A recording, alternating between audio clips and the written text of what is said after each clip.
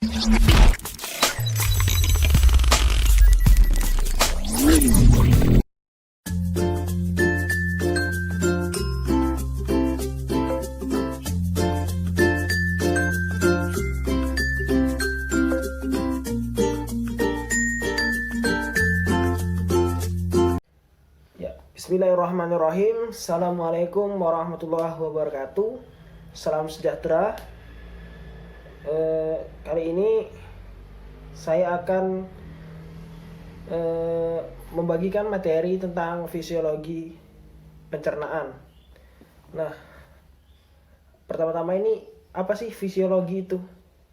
Fisiologi itu adalah ilmu yang mempelajari mengenai fungsi, mekanisme, cara kerja organ, jaringan, dan sel organisme, baik energetik maupun metabolik.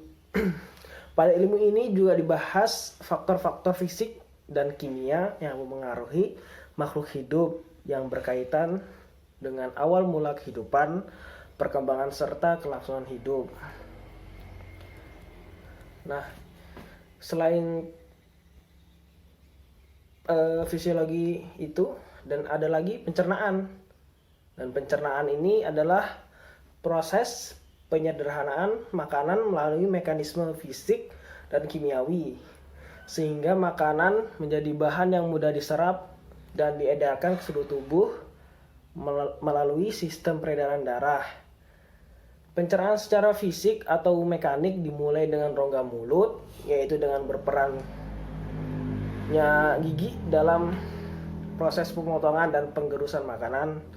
Pencernaan secara mekanik ini dilanjutkan ke segmen lambung dan usus, yaitu dengan adanya gerakan kontraksi otot. Pencernaan mekanik pada segmen ini terjadi secara efektif karena aktivitas cairan digestif. Selanjutnya, fisiologi pencernaan. Membahas mengenai proses pencernaan dan penyerapan makanan menyangkut struktur alat pencernaan, yaitu tempat berlangsungnya proses pencernaan dan penyerapan makanan. Mekanisme pencernaan dan penyerapan makanan, yaitu mekanisme fisik dan kimia, serta interaksi antar komponen-komponen yang terkait dengan pencernaan dan penyerapan, sehingga makanan yang dapat dicerna, diserap, dan selanjutnya dapat dimanfaatkan oleh tubuh ikan. Sebelum kita mempelajari tentang fisiologi pencernaan, kita akan mengenali dulu satu persatu tentang organ pencernaan dan berbagai macam jenis hewan dan jenis makanannya, yaitu ada herbivora, karnivora, omnivora, detrivora, dan plankton feeder.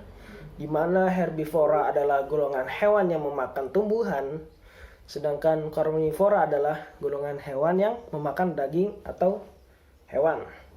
Omnivora adalah golongan hewan yang kombinasi dari herbivora dan karnivora, yaitu memakan tumbuhan dan hewan. Ada lagi detrivora, adalah hewan yang memakan detritus.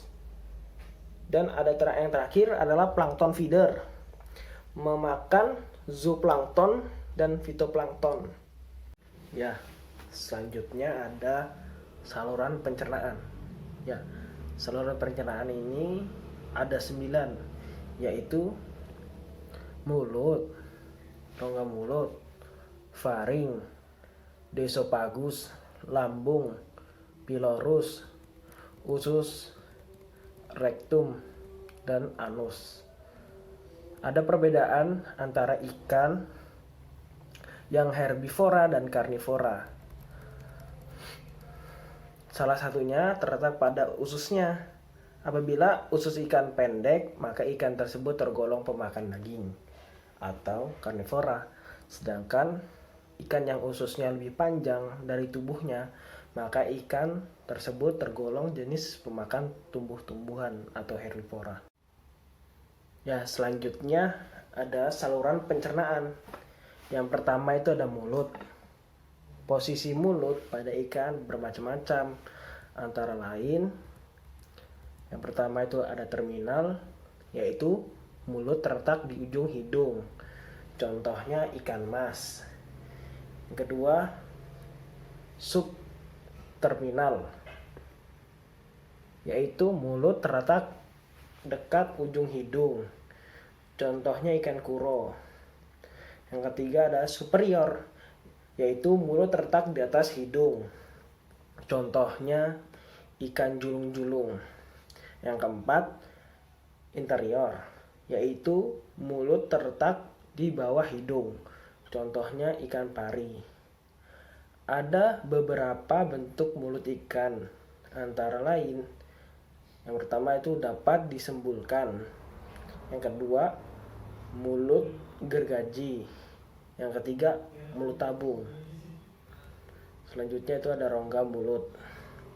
Yang pertama, pada lapisan permukaan terdapat sel-sel penghasil lendir. Kedua, pada langit-langit bagian belakang terdapat organ palatin yang berfungsi untuk mengatur kelebihan dan pemompaan air. Selanjutnya itu ada beberapa bentuk gigi. Yang pertama itu ada cuneiform, yang kedua moliform, yang ketiga ada filiform dan cardiform. Ya, selanjutnya itu ada faring. Pertama itu bagian kanan dan kiri segmen faring terdapat insang atau tapis insang dan tempat terjadinya penyaringan makanan. Selanjutnya itu ada esophagus, permulaan dari saluran pencernaan yang berbentuk pipa, mengandung lendir untuk membantu penelanan makanan. Pada ikan laut, esophagus berperan dalam penyerapan garam melalui difusi pasif. Selanjutnya itu ada lambung. Yang pertama itu besarnya ukuran lambung berkaitan dengan fungsi sebagai penampung makanan. Selanjutnya itu ada kapasitas lambung bervariasi tergantung jenis ikan.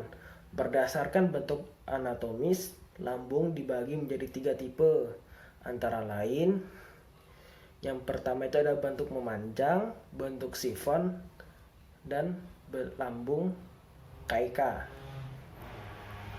Selanjutnya itu ada pilorus, merupakan segmen yang terletak antara lambung dan usus depan, berfungsi sebagai pengatur pengeluaran makanan dari lambung ke usus. Selanjutnya itu ada usus, merupakan segmen terpanjang dari seluruh saluran pencernaan. Dibedakan atas usus depan, tengah, dan belakang. Selanjutnya itu ada rektum. Rektum merupakan segmen saluran pencernaan yang terujung berfungsi dalam penyerapan air dan ion. Selanjutnya itu ada kloaka. Kloaka merupakan ruang tempat bermuaranya saluran pencernaan dan saluran genital. Dan yang terakhir itu ada anus. Anus merupakan saluran pengeluaran terujung dari saluran pencernaan. Saluran pencernaan mengalami perkembangan seiring bertambahnya umur. Selanjutnya, enzim pencernaan. Pencernaan adalah penyederhanaan makanan, mekanisme fisik dan kimiawi agar mudah diserap dan diedarkan melalui peredaran darah. Mekanisme pencernaan atau fisik. Pergerakan makanan pada saluran pencernaan antara lain. Yang pertama itu ada gerak peristaltik, yaitu gerak mendorong saluran cerna. Peregangan akibat pengumpulnya sejumlah makanan bergerak sepanjang saluran cerna. Yang kedua itu ada gerakan segmentasi. Kontraksi pencampuran makanan dalam usus menghasilkan gerakan bolak-balik dan menekan pada ujung-ujung jonjot. Selanjutnya ada enzim. Sebagai katalisator biologis dalam reaksi kimia dalam kehidupan, bahan dasar enzim adalah protein. Fungsi enzim antara lain mengubah laju reaksi sehingga dengan kecepatan reaksi yang diperlihatkan dapat dijadikan ukuran keaktifan enzim. Dan faktor yang mempengaruhi aktivitas enzim antara lain konsentrasi enzim dan substrat, suhu, pH, dan inhibitor. Aktivitas enzim tergantung pada konsentrasi enzim dan substrat. Selanjutnya suhu dari 0 derajat sampai suhu 40 derajat Celcius. Kecepatan reaksi meningkat seiring meningkatnya suhu kurang lebih 45 derajat Celcius. Peningkatan suhu menurunkan kecepatan reaksi karena denaturasi. Selanjutnya itu ada pH. Perubahan pH menyebabkan perubahan derajat ionisasi. Selanjutnya itu ada inhibitor, adalah senyawa yang menyebabkan terhambatnya aktivitas enzim. Protase itu ada dua, yaitu endopeptidase yang berperan penting dalam pencernaan protein. Exopeptidase berperan melepaskan ujung asam amino. Lipase dan esterase. Lipase berperan sebagai katalisator dalam hidrolisis trigliserida. Enterase berperan dalam memecah rantai ester menjadi asam lemak dan alkohol. Karbohidrase adalah enzim. Ini biasa ditemukan pada usus ikan yang tidak berlambung. Pada ikan air tawar, karbohidrase ditemukan di sepanjang saluran pencernaan.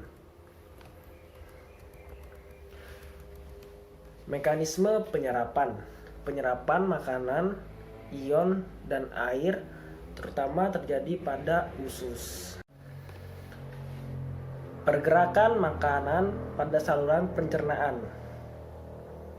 Itu ada faktor yang merangsang ikan untuk makan.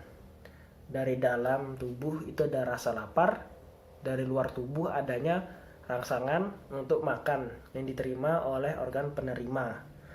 Berdasarkan cara makan, ikan dapat dikelompokkan dalam yang pertama itu ada predator, grazer, filter feeder, sucker, dan parasit.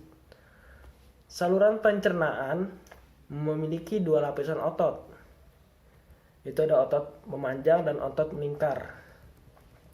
Pergerakan makanan pada saluran pencernaan, laju pencernaan adalah lamanya waktu untuk mencerna makanan. Pergerakan makanan pada saluran dapat didekati melalui pengukuran laju pencernaan. Adanya gambaran tentang pergerakan makanan pada saluran pencernaan menunjukkan bahwa makanan yang dikonsumsi akan mengalami proses yang bertahap sehingga akhirnya akan dimanfaatkan oleh tubuh dan komponen yang tidak dapat dicerna akan dibuang keluar tubuh melalui anus. Selanjutnya ada pencernaan makanan. Pencernaan proses penyederhanaan makanan melalui mekanisme fisik dan kimiawi sehingga makanan menjadi bahan yang sederhana dan melarut yang dengan mudah dapat diserap dan diedarkan ke seluruh tubuh melalui sistem peredaran darah. Pencernaan fisik. Perubahan makanan dari yang asalnya bersifat kompleks menjadi senyawa sederhana. Pencernaan kimiawi. Asalnya bersifat makro menjadi partikel mikro. Enzim sebagai katalisator biologis dalam reaksi kimia yang sangat dibutuhkan dalam kehidupan. Berdasarkan organ yang menghasilkannya, enzim dibagi 3.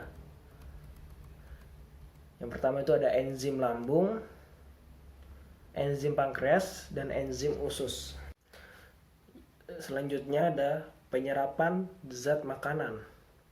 Pada umumnya ikan teleostei air tawar menyerap lebih banyak gula dan asam amino pada usus depan dibandingkan dengan usus ikan laut.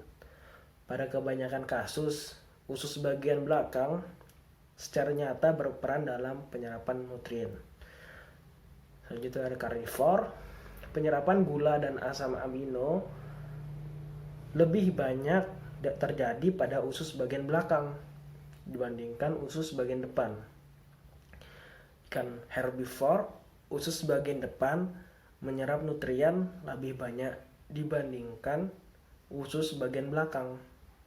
Membran sel sebagai tempat penyerapan zat makanan. Sel yang berperan dalam penyerapan nutrien adalah enterosit. Mekanisme penyerapan. Yang pertama itu ada zat makanan, ion, dan air akan diserap terutama pada bagian usus. Kedua itu ada bahan-bahan tersebut akan melewati membran sel. Dua macam tenaga pengangkut bahan untuk dapat melewati membran sel, energi kinetik dan ion dan molekul. Tenaga penggerak yang membutuhkan enzim energi metabolik atau tenaga lain. Masuknya bahan ke dalam enterosit dapat melalui transport pasif atau difusi dan osmosis, transport aktif, dan endositosis. Transport pasif merupakan mekanisme transport yang tidak memerlukan energi dan terjadi secara spontan. Transport aktif adalah pergerakan atau pemindahan yang menggunakan energi untuk mengeluarkan dan memasukkan ion-ion dan molekul melalui membran sel yang bersifat permeabel dengan tujuan memelihara keseimbangan molekul kecil di dalam sel. Zat-zat yang dapat melewati membran sel bersifat permeabel. Zat yang tidak dapat melewati membran sel bersifat impermeabel. Oleh karena itu, membran bersifat selektif, permeabel, dan semi-permeabel. Difusi sederhana. Molekul zat dapat berdifusi secara spontan sehingga dicapai kerapatan yang sama dalam suatu ruangan. Difusi terbantu proses difusi dengan perantara protein pembawa. Cepat zat terlarut berdifusi tergantung pada 5 faktor. Yang pertama itu ada ukuran, suhu, perbedaan gradien, konsentrasi, muatan, dan tekanan. Osmosis. Osmosis merupakan perpindahan pelarut atau air melalui membran permeabel dari konsentrasi pelarut tinggi hipertonik menuju konsentrasi pelarut rendah hipotonik. Faktor yang mempengaruhi osmosis yang pertama itu ada ukuran molekul yang meresap, kelarutan lipid, luas permukaan membran, ketebalan membran, dan suhu. Perbedaan difusi dan osmosis.